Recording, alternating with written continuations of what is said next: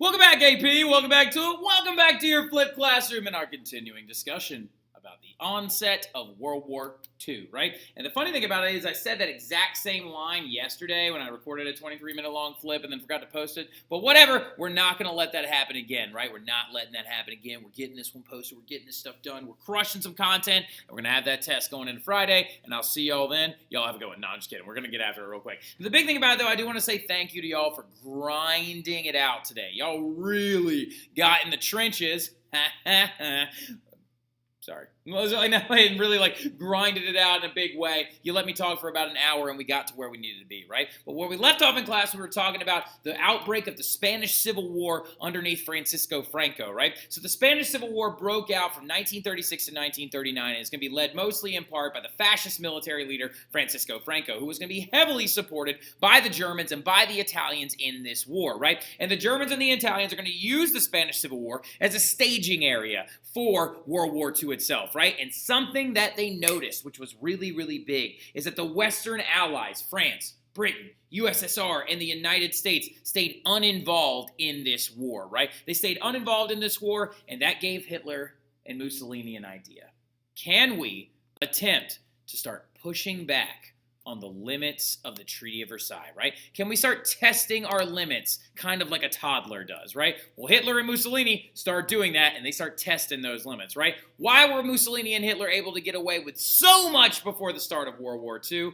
A lot of it has to do with the strategy of appeasement and also distrust between Western powers and the Soviet Union, right? Something we need to keep in the back of our mind with the stuff that we're about to talk about is the phrase known as appeasement, which we'll talk about a lot on the next slide. And then also just keep in the back of your mind as well is that there was very limited trust between the United States, Great Britain, France, and the Soviet Union, right? Great Britain, France, and the United States trusted each other just fine. But the Soviet Union and their communist government coming out of their Russian Revolution really scared a lot of people in the Western Allies, right? So there was a very, very heavy amount of disunity and disloyalty between those two parties, making them fractured and weak and wanting to avoid a war at all costs, right? Well, one of the earliest things that's going to happen that begins to really, really test the waters of the limits of World War II is Italy is going to invade Ethiopia, right? Now, Ethiopia, for those of you who don't know, is actually in Eastern Africa. It's known the Horn of Africa, as that is actually referred to as. That's Ethiopia right there. Now, the thing about it, though, is looking at this piece of fascist propaganda that actually shows an Italian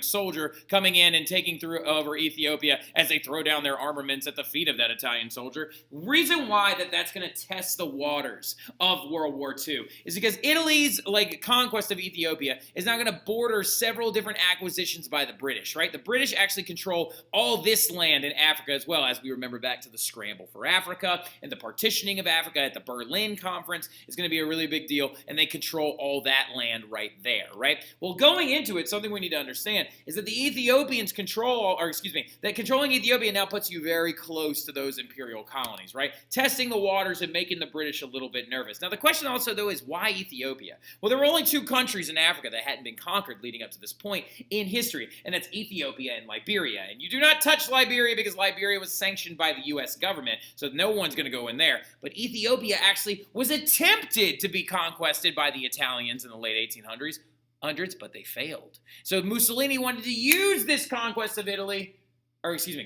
Ethiopia as an image of Italian greatness underneath his rulership, right? To go back and conquer the thing that they had failed to conquer in the late 1800s, right? So the thing about it, though, is as of 1935, Hitler and Mussolini are starting to really rub people the wrong way, right? Well, one of the biggest things about it in 1935, the Treaty of Versailles says, now when I have these little bricks that say the Treaty of Versailles says, it's been saying this the whole time, right? It's been saying it the whole time, all right? But the Treaty of Versailles says that Germany can have an army of no more than 100,000, that the draft in Germany is banned, or conscription is another word for that, right? Conscripting an army or forcing someone to serve in the military is banned in Germany. And then also that they are not allowed to have an air force of any type, they can't have submarines whatsoever, and they have to have an insanely small navy. Well, what Hitler's going to do is he's going to bring back the draft, making an army of over 500,000 men ready to go, right? Also, 13 million German men would serve in World War II, which I learned about at the World War II Museum, which is crazy, right? 13 million? That's such a huge number, right? So Hitler also is going to create an air force, right? He creates this thing known as the Luftwaffe, which is the German Air Force, right?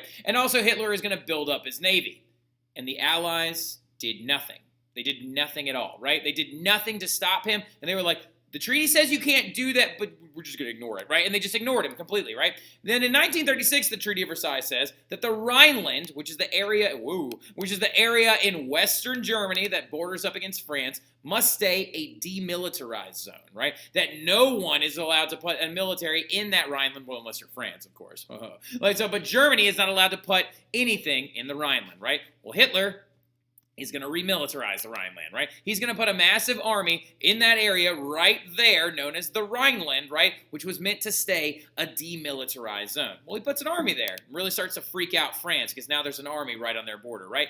And the Allies did nothing, right? And then 1938 rolls around, and the Treaty of Versailles says that Germany must respect Austria as a country, right? They must allow Austria to be its own country, that they may not go in there, they may not annex them, they may not do any of that stuff, but they must respect them as a country, okay? Well, Germany is not going to do that, and they're going to actually annex Austria in this moment known as the Anschluss, right? And Anschluss in Germany means a unification or a coming together of things, right?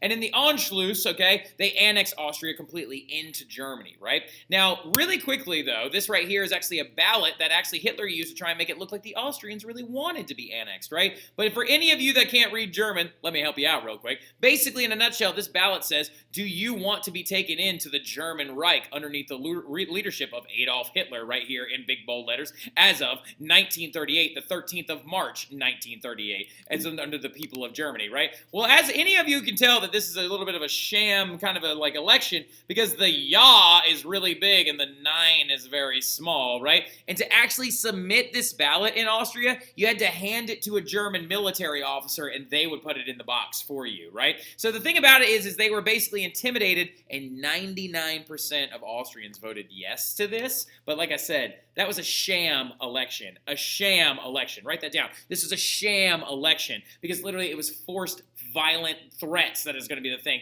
that makes Austria accept this. Now, this is the thing, though, is you're thinking to yourself, as of 1938, when they try to annex Austria, the Allies got to get involved now, right?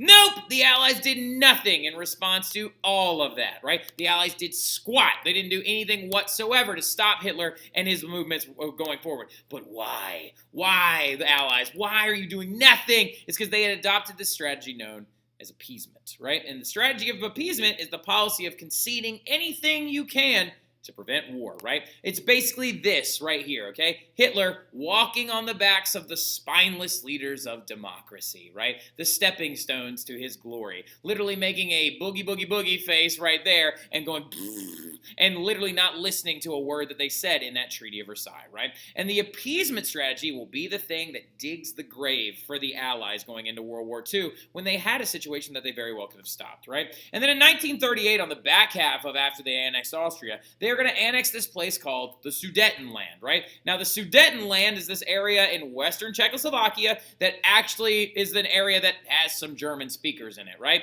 And why is Hitler annexing this area? Because some Germans live there. And so what's going to end up happening, though, is he annexes that stuff. And the Allies are like, okay, we have to bring this toddler to the table, right? They give in again, and they go to Munich, right? And Munich is in southern Bavaria, right? It's actually in Bavaria in Germany, down in the south, right over here, right? And the thing about Munich, though, is at Munich, they make an agreement. They're like, fine, you can annex the Sudetenland, but leave the rest of Czechoslovakia. Poland's going to get a little nugget of it, all right? On the other end of Slovakia, right? They can have that. Don't go any further, right? And at the Munich agreement, the Allies threaten Hitler, and they're like, do not go any further. Don't be dumb. Respect Poland's autonomy, right? And then what Hitler's going to do after the Munich agreement, less than a year after he signs it, he's going to say, no, and then he annexes the remainder of Czechoslovakia. And the Allies still did nothing, right? Did nothing. They did nothing. They literally made him sign this document saying he wouldn't do that. And then he went and did it. And literally, they did nothing, right, in response to it, right? And then on September 1st, 1939, Germany will unannounced invade Poland, right? They invaded Poland using a tactic known as the Blitzkrieg, right? And after the Blitzkrieg was going to be used, the French and the UK finally declare war. and that will be the moment that World War II begins. The first shots of World War II will be when Germany invades Poland, right? Now, really quickly going into the very first phases of World War II, we've got two different theaters of this war that you need to know, okay? We got a European theater, which means an area of fighting, okay? A theater, I mean an area of fighting. So you have a European area of fighting, and you also have a Pacific area of fighting, which we'll get to here in a minute, all right? But the first phases of World War II will be seen by your different teams, right? So we need to understand first and foremost, team number one is this group known as the Axis powers, all right? The Axis powers is made up of Germany, Italy, and Japan after they signed this thing called the Tripartite Pact, right? On like September 27th, 1940. Days at, or like about it, excuse me, in 1936 they actually signed that, and it lasts, the Tripartite Pact is actually going to be like signed officially in just September 27, 1940. But Japan, Italy, and Germany. Well, why Japan? Well, Japan was also being ruled by an aggressive fascist leader as well, right? Emperor Hirohito and his war counselor, Hideki Tojo, right? So the Japanese are going to join up because they've actually had some very aggressive fascist leadership that's actually going to be sending them into China, right? So Japan actually invaded northern China, an area known as Manchuria, and actually gobbled up a lot of territory there. And also, speaking of, in the process of that, also perpetrated a massacre on the people of Nanjing, and it's literally known as the destruction of Nanjing, or the Nanjing Massacre, right? Killing over 1 million people there, right? Literally just actually invading China and enforcing their will. So Japan was being ruled by similar governments to Germany and Italy, so they join up with them, forming the Axis powers, right? Then you've got your allies, right? And your allies are France and Britain. But wait a minute. What about the Soviet Union, right? The Soviet Union has always been an ally. World War I, they were an ally. Even though they quit in 1917, we're not going to hold it against them, right? So now, they quit in 1917, but why aren't they joining? Why aren't they helping us fight? Why are they refusing to be a part of this new alliance, right? Or not even the new alliance, the old alliance, the allies. Why are they not doing it, right? Because the Nazis and the Soviets signed this thing known as the Non-Aggression Pact. Days before, okay? 3 days past.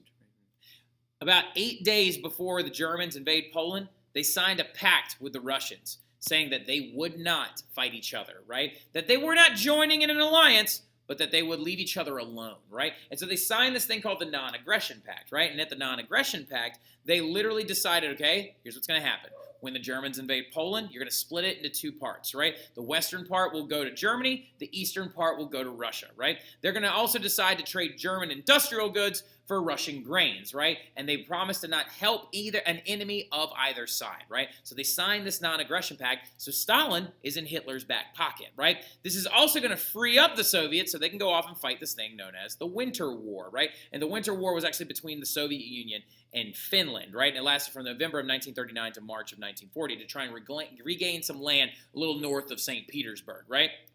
But what's going to end up happening, though, is it's a very, very, not a chaotic war, but it just freed up the Soviet Union to go and fight Finland, right? And the United States, as we all know, is remaining neutral in this, right? But the question that you need to ask yourself is, did the Axis powers, underneath the leadership of Hitler, Mussolini, and Hideki Tojo, are they going to, actually, no, that's not Hideki Tojo. That's Emperor Hirohito.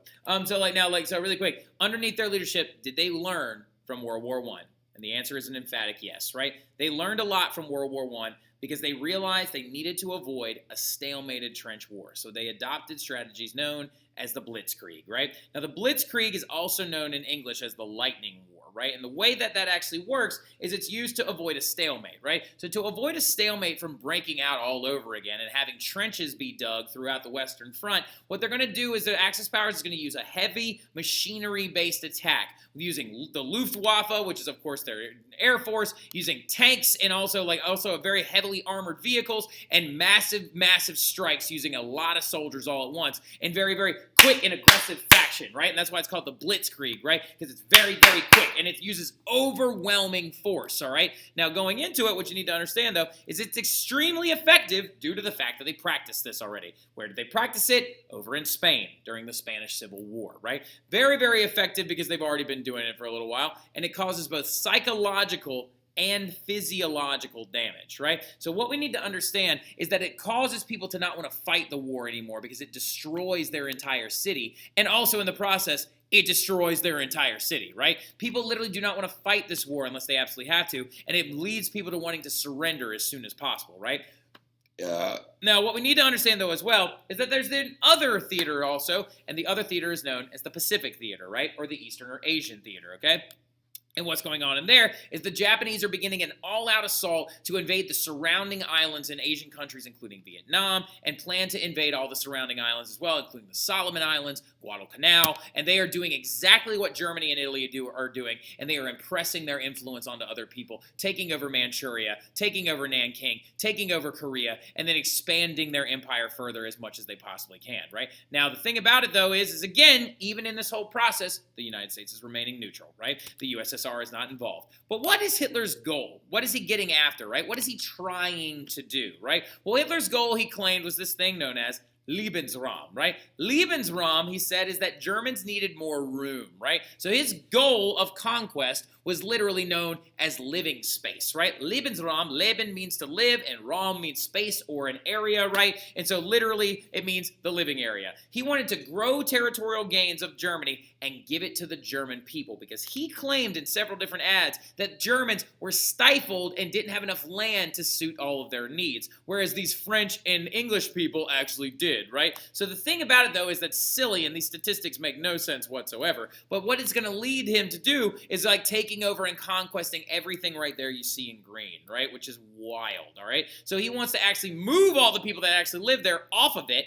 and he wants to then actually resettle it with German farmers and Germans themselves, right? The Germany is going to use the Blitzkrieg also against Norway, Denmark, then France, the Netherlands, Belgium, and he's going to overwhelm their unmobilized forces, and it's going to be extremely successful in his goal of Lebensraum, right? And to give this land to German people, which is ridiculous, right? Now, in May 1940, something big is going to happen, and you're going to see Great Britain elect the prime minister known as Winston Churchill, right? He will be elected prime minister of the United Kingdom, and his personality election is one of the most important things that happens in this war, right? Because he has a very famous quote. You don't need to write this quote down, but it just kind of gives you an understanding of who he is as a person, right? He said, "I have nothing to offer but blood, toil, tears, and sweat," right? And he said that never will Great Britain surrender in this war, right? Let us go forward together, and never will the British surrender, right? And so the thing about it is that Winston Churchill was the personality that Great Britain needed because he was a steadfast leader that clearly said,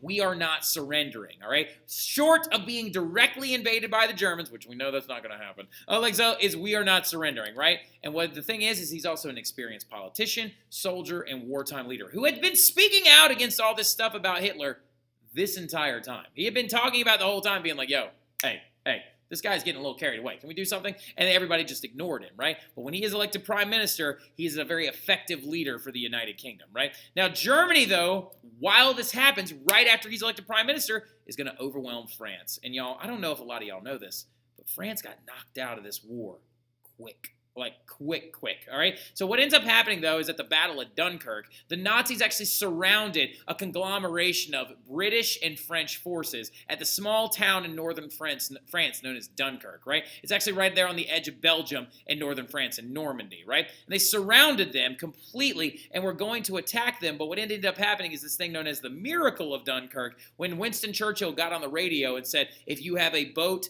a skiff, a kayak, a canoe, go and get our boys off those beaches, right? And literally thousands of civilian vessels and military vessels showed up on the other side of the English Channel and evacuated those forces off the beaches of Dunkirk, right? And that was known effectively as the evacuation of Dunkirk in May 1940. But really, really quickly, if you're getting those forces off of France, that means there's no one there to fight the Nazis anymore. So following the evacuation of Dunkirk, Germany and Italy are going to directly invade France. And the Nazis pushed south from Dunkirk, and the French surrendered to the Nazis on June 22nd, 1940.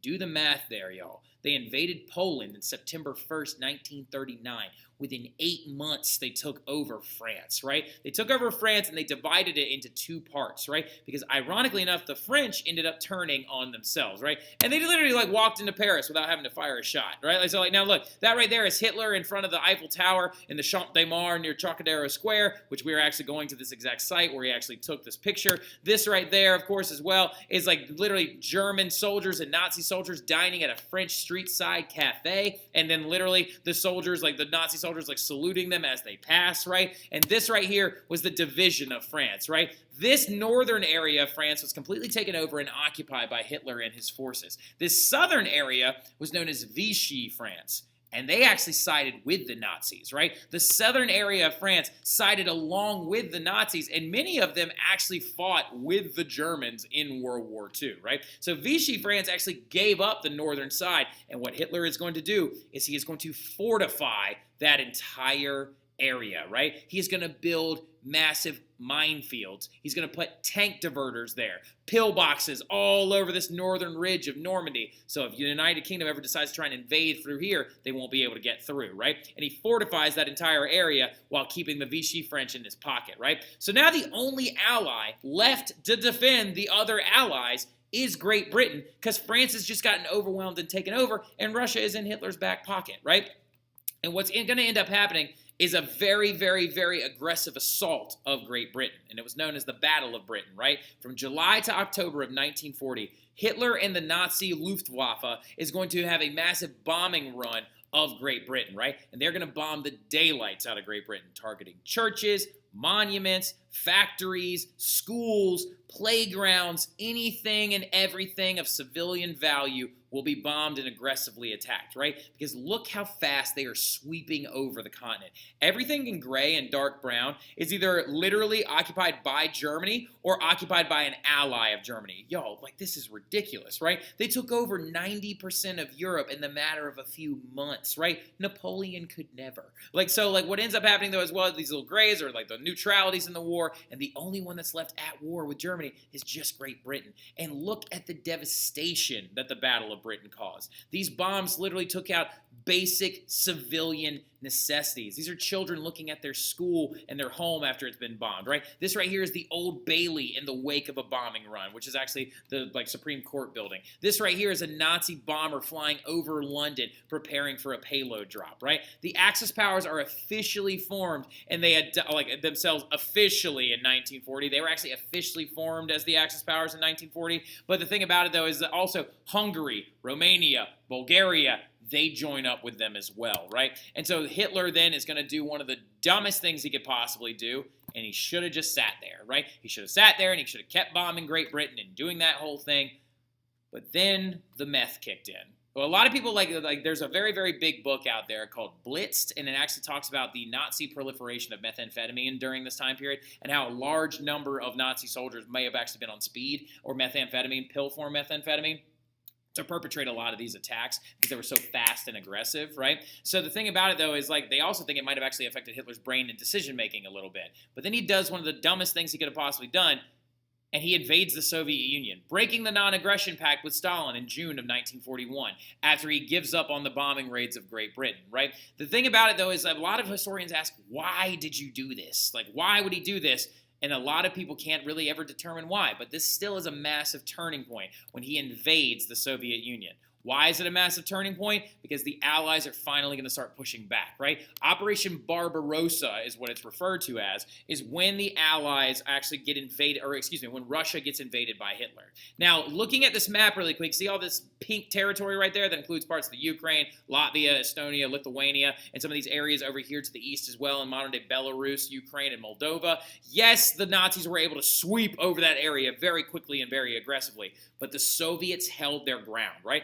Something we need to understand about this war is a lot of historians say that the Americans did not win this war. The Soviets just held on, right? And the Soviets were able to hold the Germans up outside of key cities like Moscow, Leningrad, and Stalingrad that never fell into the hands of Nazis, right? They endured bombardment after assault, and it's going to lead to the death of 26 million Soviet citizens and soldiers, right, to the hands of the Axis during this invasion. But it's still a turning point, though, because you don't invade Russia when winter is on its way, and you're just making them angry. That right there is Heinrich Himmler, the leader of the SS for the Germans, and that is a Russian soldier in a concentration camp, right? That has actually been put into one of those, that is actually one of the ones outside of Poland, right? And so we have to understand that the Nazi treatment of the Russian soldiers and the impending bad weather coming in from the winter time of Russia is going to slow the Nazis down, and they're unable to get involved in this war.